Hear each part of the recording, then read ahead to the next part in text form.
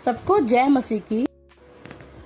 हम पढ़ेंगे नीति वचन पहले अध्याय की पहली आयत से। नीति वचन का महत्व।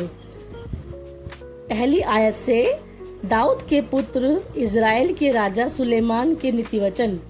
इसके द्वारा पढ़ने वाला बुद्धि और शिक्षा प्राप्त करे और समझ की बातें समझे और काम करने में प्रवीणता और धर्म, न्याय और निष्पक्षता की शिक्षा पाए, कि भोलों को चतुराई और जवान को ज्ञान और विवेक मिले, कि बुद्धिमान सुनकर अपनी विद्या बढ़ाए और समझदार बुद्धि का उपदेश पाए, जिससे वे नीति वचन और दृष्टांत को और बुद्धिमानों के वचन और उनके रहस्य को समझे। 7वीं आयत। यहोवा का भय मानना बुद्धि का मूल है। बुद्धि और शिक्षा को मूढ़ ही लोग तुच्छ जानते हैं। हे मेरे पुत्र, अपने पिता की शिक्षा पर कान लगा और अपनी माता की शिक्षा को ना तज, क्योंकि वे मानो तेरे सिर के लिए शोभायमान मुकुट और तेरे गले के लिए कंठमाला होगी। हे मेरे पुत्र, यदि पापी लोग तुझे फुसलाएं तो उनकी बात ना मानना। यदि वे कहे हमारे संग चल, कि हम हत्या करने के लिए घात लगाए, हम निर्दोष की ताक में रहे, हम अधोलोक के समान उनको जीविता कवन में पड़े हुओं के समान नमूचा निगल जाएं। हमको सब प्रकार के अनमोल पदार्थ मिलेंगे, हम अपने घरों को लूट से भर लेंगे।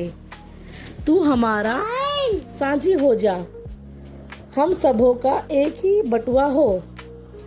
तो हे मेरे पुत्र, तू उनके संग मार्ग में ना चलना, वरन उनकी डगर में पांव भी ना रखना, क्योंकि वे बुराई ही करने को दौड़ते हैं और हत्या करने को फुर्ती करते हैं।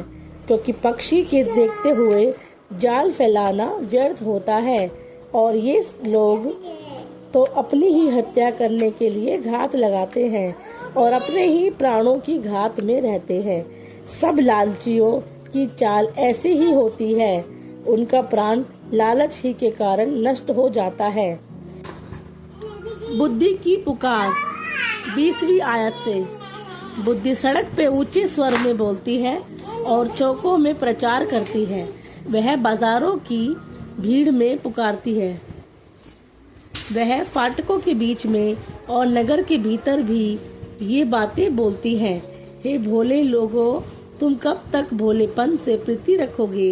हे ठट्ठा करने वालों, तुम कब तक ठट्ठा करने से प्रसन्न रहोगे? हे मूर्खों, तुम कब तक ज्ञान से बैर रखोगे? तुम मेरी डांट सुनकर मन फिराओ। सुनो, मैं अपनी आत्मा तुम्हारे लिए उड़ेल दूंगी, मैं तुमको अपने वचन बताऊंगी।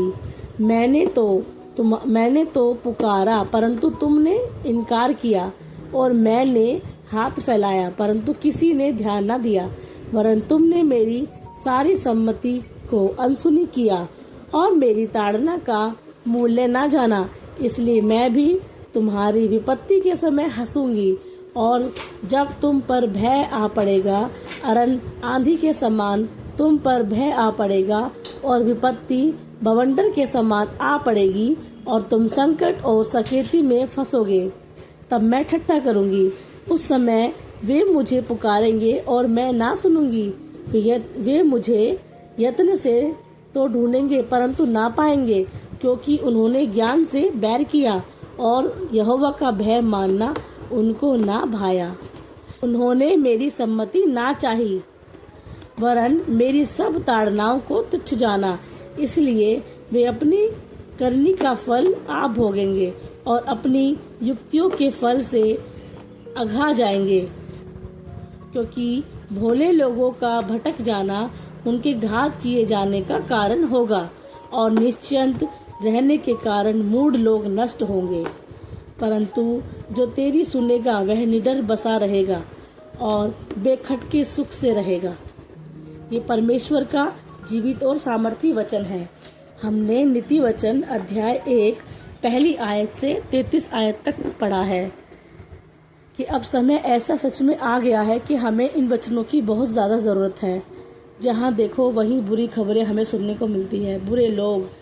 यदि हम चाहते हैं कि हमारा परिवार, हमारे लोग बचाए जाएं और लोग समझदार बने, और उनको सही गाइडेंस मिले, तो बहुत ज़रूरी है कि हम अपने परिवार में अपने बच्चों को ये वचन पढ़कर सुनाएं।